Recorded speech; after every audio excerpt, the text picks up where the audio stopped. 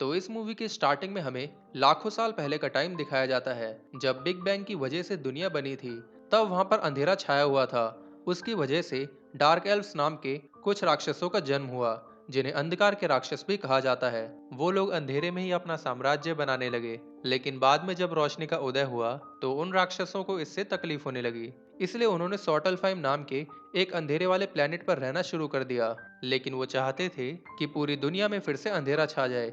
इसलिए dark elves के राजा मेलिकेथ ने अपनी पावर से रियलिटी स्टोन को ईथर नाम के एक वेपन में बदल दिया, जिसकी हेल्प से वो पूरी दुनिया में अंधेरा फैलाना चाहता था। लेकिन ये काम करना इतना आसान नहीं था। इसके लिए मेलिकीथ को कन्वर्जेंस का वेट करना पड़ा। ये एक ऐसा इवेंट है जिसमें सारे प्लैनेट एक ही लाइन में आ जाते हैं, जिसकी वजह से कई सारे पोर्टल्स ओपन हो जाते हैं। लेकिन ये इवेंट 5000 साल में एक बार ही आता है। कन्वर्जेंस के दौरान जब मेलिकीथ पूरी दुनिया में ईथर छोड़ रहा था, तब एसगार्ड के राजा बोर, जो कि ओडिन के फादर हैं, उन्होंने मेलिकेथ पर अटैक कर दिया। इस फाइट में उन्होंने कई डार्क एल्व्स को मार दिया और उनसे वो ईथर छीनकर किसी अनजान जगह पर छुपा दिया। इसके बाद मेलिकेथ अपने बचे हुए साथियों के साथ वहां से भाग जाता है और वो बचे हुए राक्षस एक गहरी नींद में सो जाते हैं। इसके बाद अगले सीन में हमें 5000 साल बाद का टाइम दिखाया जाता है, यानी कि 2013 का टाइम। यहाँ एसगार्ड में लोकी को अदालत में पेश किया जाता है, क्योंकि उसने द एवेंजर्स मूवी में धरती पर जो तबाही मचाई थी, उसके लिए उसे सजा सुनाई जानी थी। इस अपराध के लिए किंग ओडिन उसे जिंदगी भर जेल में रहने की सजा सुनाते हैं। दूसरी तरफ हमें दिखाया जाता है कि थॉर मूवी के पिछले पार्ट में बाइफ्रॉस्ट ब्रिज टूटने की वजह से एसगार्ड वाले दूसरे प्लैनेट्स पर नहीं जा पा रहे थे। इसलिए सभी दूसरे प्लैनेट्स पर एलियंस ने अपना आतंक मचा रखा था। लेकिन अब एसगार्ड वालों के पास टेसरेट क्यूब था, जिसकी हेल्प से बाइफ्रॉस्ट ब्रिज को ठीक कर दिया जाता है।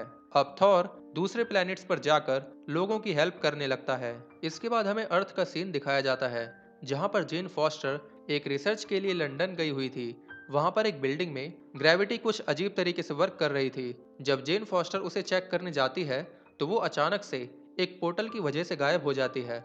असल में ये सब कन्वर्जेंस की वजह से हो रहा था, क्योंकि कन्वर्जेंस इवेंट का टाइम अब नजदीक आ गया था। इसकी वजह से ग्रेविटी कम हो रही थी और कई जगहों पर पोर्टल्स खुलने शुरू हो गए थे। उस पोर्टल की वजह से जेन फॉस्टर उस जगह पर आ जाती है जहां पर ईथर को छुपाकर रखा गया था। वो जैसे ही ईथर को टच करती है, तो वो ईथर उसकी बॉडी में घुस जाता है, जिसकी वजह से वो बेहोश होकर काफी समय तक वहीं पड़ी रहती है। दूसरी तरफ एसगार्ड में हाइमडल थॉर को बताता है कि जेन फॉस्टर कहीं गायब हो गई है। ये सुनकर थॉर उसे ढूंढने के लिए अर्थ पर जाता है। तब तक जेन अर्थ पर वापस आ चुकी थी, लेकिन उसकी बॉडी से बहुत खतरनाक एनर्जी निकल रही थी। ये देखकर थॉर जेन को एसगार्ड ले जाता है ताकि उसे ठीक किया जा सके। जब किंग ओडिन उसे चेक करते हैं, तो उन्हें पता चलता है कि जेन की बॉडी में वही ईथर है, जो कि धीरे धीरे जेन की जान ले रहा है। एसगार्ड के डॉक्टर्स उस ईथर को जेन की बॉडी से निकालने की बहुत कोशिश करते हैं, लेकिन वो उसे नहीं निकाल पाते। इसलिए जब तक जेन ठीक नहीं हो जाती, उसे तब तक एसगार्ड में ही रखा जाता है। दूसरी तरफ हमें दिखाया जाता है कि जैसे ही मेलिकेथ को इस बारे में पता चलता है कि किसी ने ईथर को यूज किया है, तो वो फौरन अपनी नींद से जाग जाता है और अपने अधूरे मिशन को पूरा करने के लिए फिर से लग जाता है। मेलिकेथ अपने कमांडर अल्ग्रिम को चालाकी से एसगार्ड के जेल में भेज देता है। वहां पहुंचकर वो वहां के कैदियों को फिर से आजाद कर देता है, ताकि इससे सभी का ध्यान भटक जाए और मेलिकेथ की सेना एसगार्ड में घुस पाए। जब थॉर और ओडिन उन कैदियों को रोकने के लिए उनसे फाइट करने में बिजी थे, तभी मेलिकेथ छुपके से एसगार्ड के महल में घुस जाता है और वो सीधा जेन फॉस्टर के पास जाता है। वो जैसे ही जेन से वो ईथर हासिल करने की कोशिश करता है, तभी वहां पर थॉर की मदर आकर अपने आप को सेक्रीफाइस करके जेन और ईथर को बचा लेती हैं, जिसकी वजह से मेलिकेथ को वहां से खाली हाथ भागना पड़ता है। अपनी वाइफ की मौत की वजह से ओडिन काफी दुखी होते हैं और वो गुस्से में जेन फॉस्टर को जेल में डाल देते हैं। अब ओडिन कैसे भी करके मेलिकेथ से इसका बदला लेना चाहते थे, लेकिन थॉर वहां आकर उन्हें सजेस्ट करता है कि मेलिकेथ जानता है कि उसे ईथर यहीं एसगार्ड में ही मिलेगा, तो इसलिए हमें जेन फॉस्टर को किसी और प्लेनेट पर ले जाना होगा ताकि उस ईथर को मेलिकेथ हासिल ना कर पाए। लेकिन ओडिन इसकी इजाजत नहीं देते। इसी वजह से थॉर चोरी छुपके जेन को कैसे छुड़ा लेता है। इसके बाद वो लोकी को भी जेल से छुड़वा लेता है, क्योंकि लोकी ही ऐसे सीक्रेट रास्ते जानता था जिनकी हेल्प से बाइफ्रॉस्ट के बिना ही दूसरे प्लैनेट्स पर जाया जा सकता था। इसके बाद लोकी, थॉर और जेन मिलकर सॉटलफाइम नाम के प्लैनेट पर पहुंच जाते हैं। वहां पर लोकी मेलिकेत को बेवकूफ बनाकर जेन की बॉडी से वो ईथर निकलवा लेता है। फिर थॉर उस ईथर को डिस्ट्रॉय करने की कोशिश करता है, लेकिन वो ऐसा नहीं कर पाता।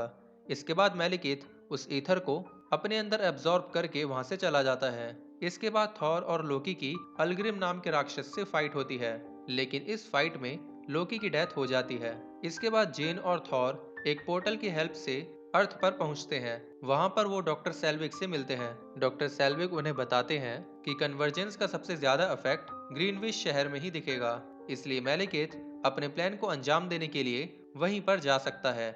डॉक्टर सेल्विक ने एक ऐसा डिवाइस बनाया था जिसकी हेल्प से कन्वर्जेंस के टाइम पर किसी को भी कहीं भी टेलीपोर्ट किया जा सकता है।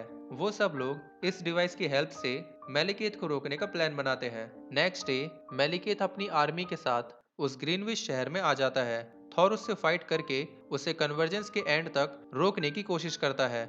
दूसरी तरफ जेन उस डिवाइस की हेल्प से उन राक्षसों को वापस सॉटलफाइम प्लेनेट पर टेलीपोर्ट करने लगती है। इसके बाद जब मेलिकेत उस पोर्टल की हेल्प से ईथर को पूरी दुनिया में फैलाने लगता है, तो थॉर उस डिवाइस से मेलिकेत पर अटैक कर देता है और जेन उसे और उसकी स्पेसशिप को सॉटलफाइम प्लेनेट पर टेलीपोर्ट कर देती है। अपनी स्पेसशिप के नीचे दबकर मेलिकेत की मौत हो जाती है। इसी के साथ कन्वर्जेंस का टाइम भी खत्म हो गया था। इसके बाद थॉर एसगार्ड वापस आकर ओडिन से अपने गुनाहों की माफी मांगता है। फिर ओडिन उसे माफ करके फिर से राजा बनने के लिए पूछते हैं, लेकिन थॉर इस बार भी मना करके वहां से चला जाता है। इसके बाद हमें दिखाया जाता है कि असलियत में ये लोकी था, जिसने अपने मैजिक से ओडिन का रूप ले रखा था और अपने जादू से उसने ओडिन को अर्थ पर भेज दिया था और ओडिन की जगह लेकर वो खुद एसगार्ड में राज करने लगा। इससे हमें पता चलता है कि उस फाइट में लोकी ने मरने का बस नाटक किया था। मूवी के पोस्ट क्रेडिट सीन में हमें पता चलता है कि एसगार्ड वालों ने मेलिकेत की बॉडी से वो ईथर निकाल लिया था। अब क्योंकि इस ईथर को एसगार्ड में रखना खतरनाक था, क्योंकि वहां पर पहले से ही टेसरेक्ट यानी कि स्पेस स्टोन था, इसलिए वो लोग उस ईथर को कलेक्टर नाम के एक आदमी को उसकी रक्षा करने के लिए सौंप देते हैं, जिसे अनोखी चीजें अपने पास रखने का शौक था। और इसी के साथ ही मूवी एंड हो जाती है।